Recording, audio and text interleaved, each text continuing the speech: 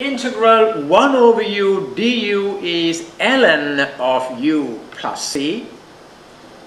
Integral e to the power of x dx is e to the power of x plus c, or integral e to the power of u du is e to the power of u plus c, that form. Integral sine u du is negative cos u plus c. Integral cos u du is sine u plus c. Don't confuse these. Integral tan u du is negative ln cos u plus c. Integral cot u du is ln sine u plus c. Integral secant u du is ln secant u plus tan u plus c. Number 9. Integral cosecant u du is negative ln cosecant u plus cot u plus c. Number 10. Integral secant squared u du is tan u plus c. Number 11, integral secant u tan u du is secant u plus c. Integral cot u cosecant u du is negative cosecant u plus c. Integral cosecant squared u du is negative cot u plus c. And look at these forms, very important forms. Integral 1 over square root a squared minus u squared du is arc sine u over a plus c. Look at that form, the denominator, square root a squared minus u squared, an important form. Next one, integral 1 over absolute value of u square root u squared minus a squared du is 1 over a arc secant u over a plus c. Now again, don't confuse between these two forms. In here, the denominator is square root a squared minus u squared. That is an arc sine form. The denominator here is absolute value of u square root u squared minus a squared. That is the arc secant form. Alright, so look at that one more time. Next one, integral 1 over a squared plus u squared du is 1 over a arc tan u plus c. So in addition to all the trig integrations that we have done, very important, these three inverse arc sine, arc secant, arc tan forms are vitally important. What you need to do is, you need to really learn these by writing them down. Write them down several times so that all these integral becomes part of your general vocabulary. Now we will be using all these in doing the integrations in the next few lessons. Alright. In addition to this, you must also remember some of the basic trigonometric identities. Now the first basic trigonometric identity is this: sine squared x plus cos squared x equal to 1. Now that can also be written as sine squared x equal to 1 minus cos squared x, or cos squared x equal to 1 minus sine squared x. Both these are derived from this Pythagorean identity. The second identity is 1 plus tan squared x equal to secant squared x. Again, that can be written as tan squared x equal to secant squared x minus 1, or secant squared x minus tan squared x equal to 1. Next one, 1 plus cot squared x equal to cosecant squared x. That means cot squared x equal to cosecant squared x minus 1, or cosecant squared x minus cot squared x equal to 1. Now the double angle identities, sine of 2x equal to 2 sine x cos x, and the double angle cosine, cos of 2x is cos squared x minus sine squared x.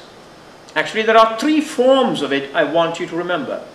One is cos 2x is cos squared x minus sine squared x.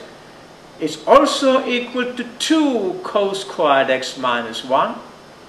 Also 1 minus 2 sine squared x. All these three forms are the same for cos 2x.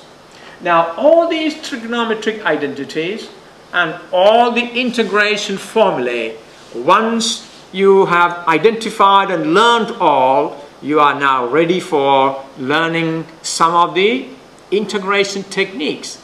And the most important integration techniques is using the known trigonometric formulae to integrate a given function. So you must be very well versed with these forms.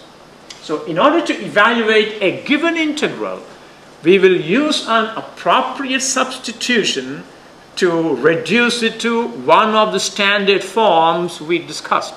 All the integration formulae we discussed or we went through now are the standard forms of the integral.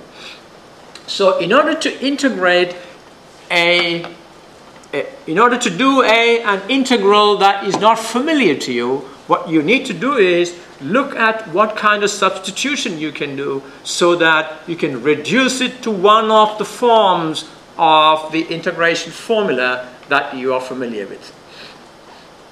All right, let's practice with one integral. Evaluate the integral 2t minus 1 over t squared minus t plus 2 dt. Now, what will you do in a case like this? Well, you need to learn to look critically at the given expression. If you look at the denominator, t squared minus t plus 2. What is the derivative of this? Derivative of t squared is 2t. Minus derivative of t is 1. The derivative of 2 is 0. So the derivative of t squared minus t plus 2 is 2t minus 1. That is the numerator. So what does that tell you?